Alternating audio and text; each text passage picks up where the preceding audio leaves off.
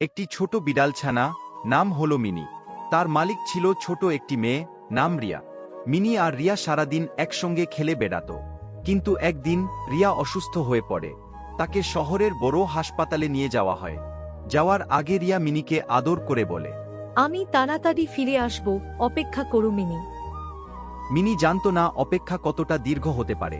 দিন যায়, রাত যায়, জানালার পাশে বসে মিনি তাকিয়ে থাকে রিয়ার ফেরার পথে।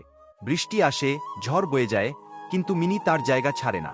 প্রতিবেলা দরজার সামনে গুটি গুটি পায়ে গিয়ে বসে, যেন পরের মুহূর্তেই রিয়া দরজা খুলে হাসিমুখে ডাক দেবে, মিনি।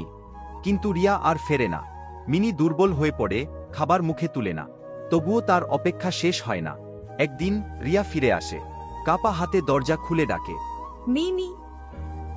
দুর্বল, ক্লান্ত মিনি অনেক কষ্টে চোখ খুলে রিয়াকে দেখে। লেজ নাড়িয়ে এগিয়ে আসে, চোখে জল।